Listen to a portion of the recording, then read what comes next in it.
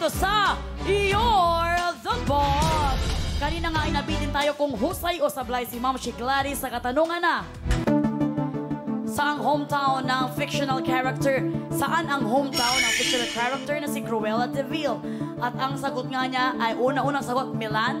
Naglipat ng Paris, bumalik sa Milan, nag-isip ng London. Pero ang last one ng final niyang sagot is Milan. Kaya naman, ang sagot mong Milan,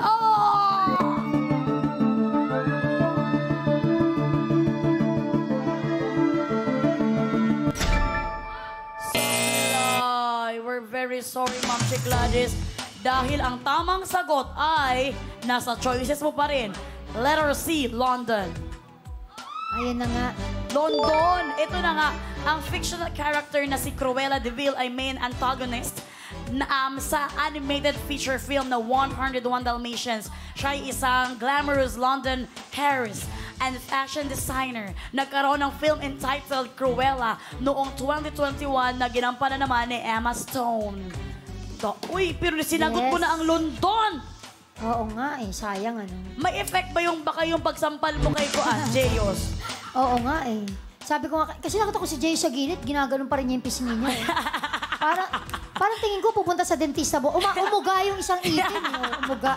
Ayan, ibig sabihin wala kang makukonvert for this job order. Pero sayong-sayo pa rin ang naipon mong 1,000 pesos. Habang partner, ikaw ay masayang-masaya? Masaya kung masaya, pero may halong takot. Congratulations mga boss ko. 5 po sa inyo na nakipindot for job order number 4 ang maghahati-hati sa 2,000 piso. Meron po kayong 400 pesos each at mamaya i-anunsyo po natin kung sino-sino po kayo. Kaya naman, OJTs, BB Girls, kukubra na si Boss. JD's BB Girls. Kukubra si Boss! Kukubra si Boss! Kukubra si Boss! Ready! JD's BB Girls, thank you!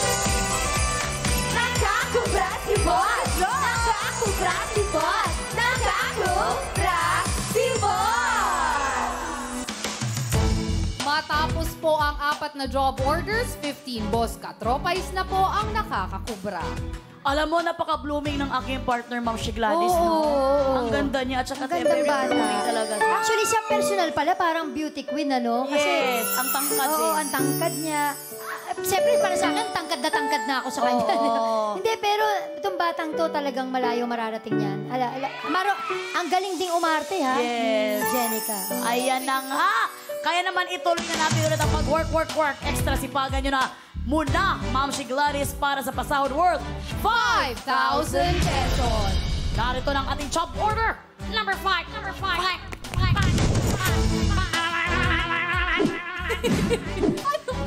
Mga boss, 5,000 na po ang pasahod at sa inyo pa rin po magmumula ang utos. Mag-login na sa pi.com.ph para sumali. Mula po sa lahat ng makikipindot ngayon, may tsansa po kayo sa 5,000 piso kapag sumablay ang ating trabahador. Please refresh your browsers before voting. Boss, ano po ba ang gusto niyong iutos kay Miss Gladys? Bingwit bote o baso kasama kita? Meron kayong 30 seconds para pumili dahil katropais. You're the boss! Gamit ba ang bote or baso? Anong utos ang kaya mong gawin, Ma'am Gladys? Parang gusto ko subukan yung bote. Bote ang Oo, gusto mo? Yes. Kasi parang yung baso, ang dami mo pang gagawin eh, di ba? So, baka lang baka ganun yung nakikita ko na baka yung baso, isa-isa, hindi. So, yung bote na lang muna, tingnan natin. Tingnan natin kasi yan din ang sinabi mo kaya na sumablay ka. Well, tingnan natin kung yan din kaya ang gusto ng mga boss natin para sa'yo. Jen, anong approve dyan? Time is up mga katropais. You're the boss. Ang utos na approve sa mga boss natin with 74% ay baso kasama kita. Ano po kayang evaluation ng ating bot sa utos na ito? Panoorin po natin. Katropais, you're the boss! Mapapasyat puno ka talaga sa masarap at refreshing drinks. Cheers sa magagaling nating bartenders! Kaya para sa utos si boss, magpaka-boss bartender. I-flip ang nakataob na cup at dapat mapalapag ito na nakataob din. Kapag napataob ito, ipatong ito sa sumunod na cup at uulitin ang pag-flip at pagpapataob dito hanggang sa ika-5 istasyon. Meron lang 60 seconds para sa utos na to, ha? Sa ginawang evaluation ng ating Board of Testers o bots, 4 ang husay sa 10 bots na sumubok sa utos na ito. 6 naman ang sumablay. Kaya, ito ay may job rating na scary. Trabahador, good luck! Para good job! At yan ang utos ng mga boss natin para sa job order number 5 na may pasahod na 5,000 pesos. Simple lamang, Ma'am She Gladys, na nanonood sa atin si Sir Alan Navales. Kailangan mo lang namang i-flip ang isang cup. At kapag ito ay tumaob, i-cup mo na hanggang pataubin hanggang umabot sa pang-5 cup. At kailangan tumaob ulit ito para talagang ikaw ay itinanghal na panalo. At ito ay may job rating na scary dahil 4 out of 10 Board of Testers ang husay na nakagawa nito. At yung mga Board of Testers natin, nagsuot pa ng mask na Jabawakis. Kamukha naman nila yung Jabawakis na mask na yon. Kaya kilala pa rin natin sila. Ma'am She Gladys, ready ka na bang gawin ito? Gusto niya to. Halika na. Di ba kayo namili nito para sa akin? Dahil bote ang gusto kasi niya. Oo. Kaya naman, Ma'am She Gladys, alam kong... Mag-umpisa dito. Oh, yan, palaban ka hanggang dito. Kaya naman, dahil ready ka na, your 60 seconds. Work! Work na! Ayun, okay na po. Nagawa agad. Ganun lang, Ma'am She Gladys, taob mo na. Ayun! Ala! Nasa pangatlong cup na agad si Miss Gladys and so far, she is doing really well. Mahirap ang challenge na ito, mga boss katropay. Bilisan mo, Ma'am She Gladys. Sorry po, hindi namin pwede damputin. Malayo. Oh no. In fairness, malayo pang time. Huwag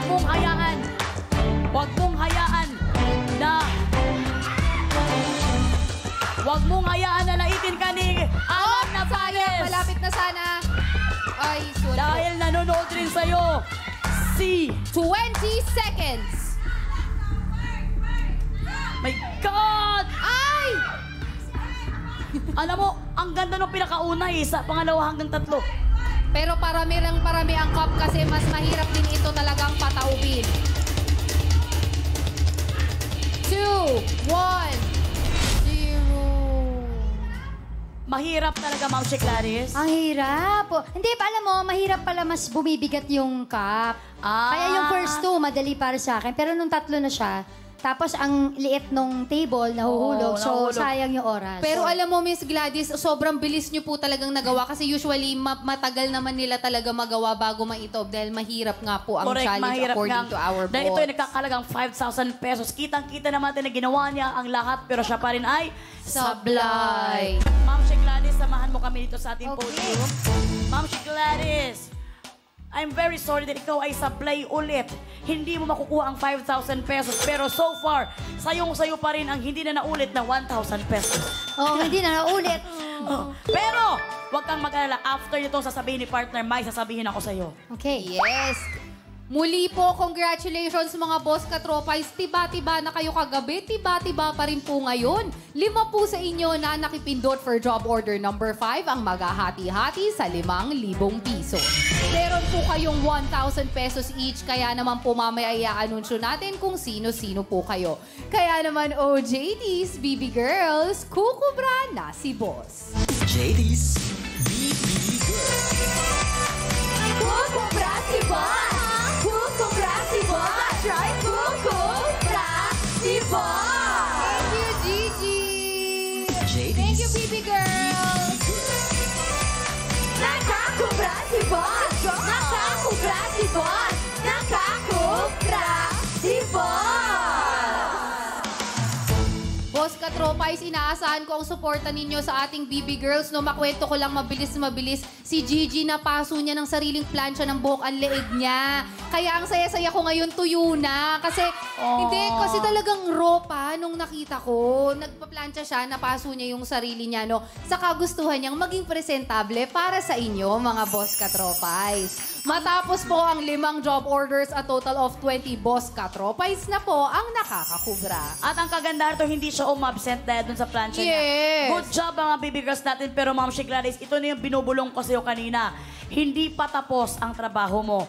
Dahil dito sa You're the Boss, maaga ang pa-Christmas bonus. Yan ay sa pamamagitan ng isang Bonus Job Order!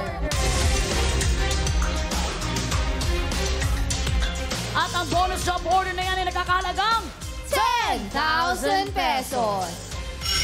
Ma'am She Gladys, ang tanong, iuuwi mo na ba ang pinaguran mong at pinaghirapan mong 1,000 pesos or gusto mo pang magka-bonus? Dahil kapag ikaw ay tumuloy at napaghusayan mo ang bonus job order, maiuuwi mo ang 10,000 pesos at ang naipon mong 1,000 pesos with a total of 11,000 pesos. Ay, Pero kapag kasablay po kayo, mapupunta po sa mga boss katropais ang 10,000 piso at mawawala po sa inyo ang 1,000 pesos na naipon nyo kanina. Pero kung gusto mong makasigurado, pwede ka nang umuwi na at sa'yo na ang nakubra mong 1,000 pesos. Kapag umuwi na po kayo, wala na rin chance ang magka-bonus ang mga boss natin for tonight. Pero madadagdagan naman po ang bonus prize bukas ng 10,000 pesos. Kaya naman, Ma'am She Gladys, ito na yung sinasabi ko. Kailangan mo nang gumawa ng isang matinding career choice. Ang tanong, Uwi na or overtime pa? grabe. Sayang naman yung 1,000 ko. Hindi. Pero syempre, overtime pa! ay! O-overtime atapang-atao talaga si Ma'am She Gladys. Ang tanong, final na ba ang career choice mo? Final na! Wow, wow, wow, wow, wow! At dahil mag-overtime ka, Ma'am She Gladys, nasa mga boss kung anong itatanong nila sa'yo para sa pabonus na 10,000 pesos. Kaya naman, huwag nyo nating patagalin to. Oras na para sa Bonus Job Order!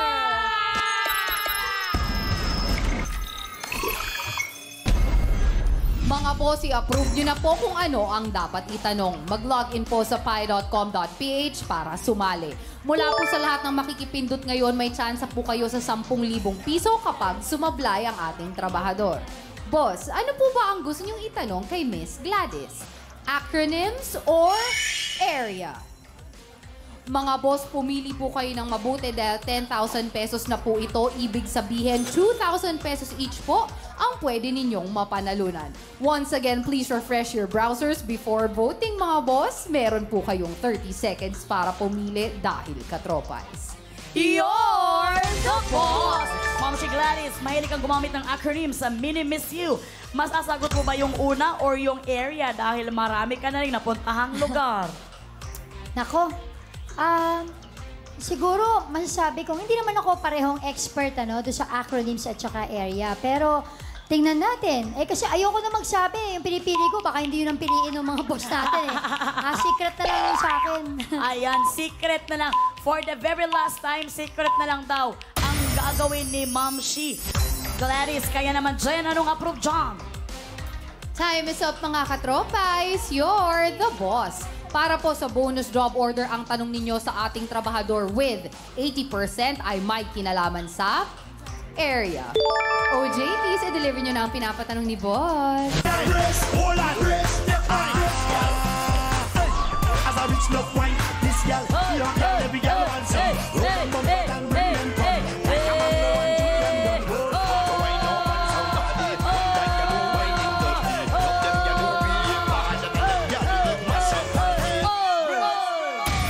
Maraming salamat, baby girl Ants. Grabe. Ang ganda mo, ay! Grabe. Alam mo, gusto ko, gawin mo nga yung step na ginawa niya. Parang pa-zombie. Parang wala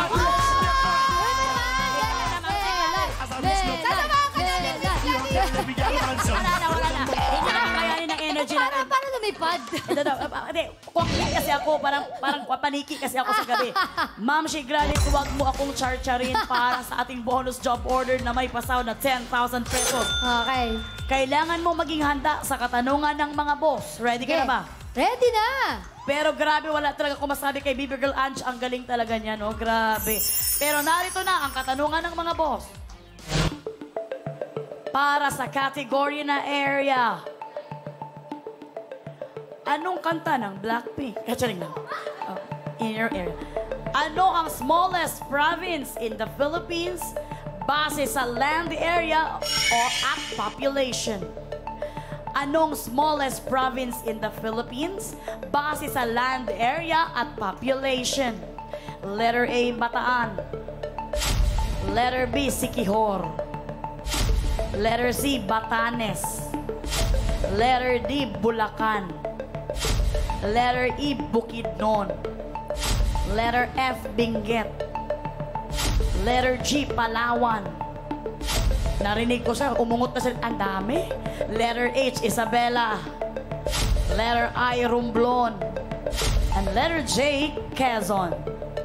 Kung ready ka nang sumagot, Ma'am Shiglaris, work na. Ano ang smallest province in the Philippines base sa land area at population? Alam mo, unang pumasok sa isip ko, Batanes eh. Base sa land area. Hindi pa lumalabas yung mga pagpipilian. Si Batanes yung naisip ko. Pero biglang lumabas yung ang daming pagpipilian. Medyo kinonfuse niya ako, no? Ang hirap kasi hindi ako sure dun sa iba kung mas maliit ba sila dun sa Batanes, no?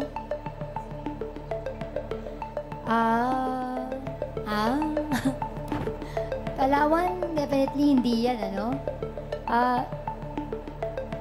Hindi ako sure doon sa Romblon din, ano? Pero siguro I'll go with my gut na yun ang una kong naisip. Baka Batanes. Letter C, Batanes ang narinig natin kay Ma'am Shiglaris at ito daw ang kanyang gut. Oo, gut feel. Got to believe in magic ka ba dito? Hindi, gut feel. Gut feel pala. Well, tingnan natin. Pag-isipan mong mabuti, dito nakakahalagang 10,000 pesos. Final na ba itong letter C, Batanes?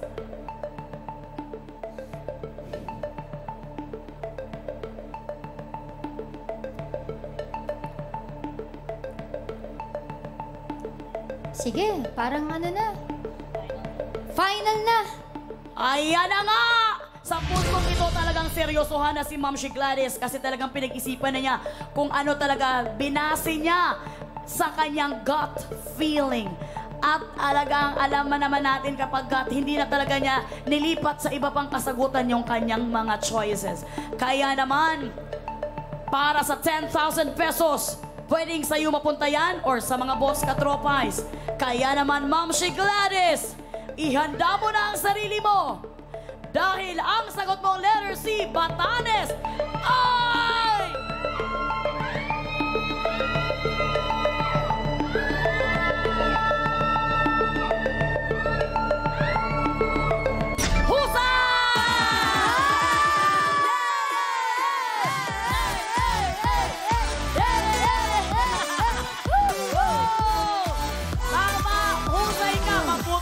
Hindi ka na nagpalit ng sagot.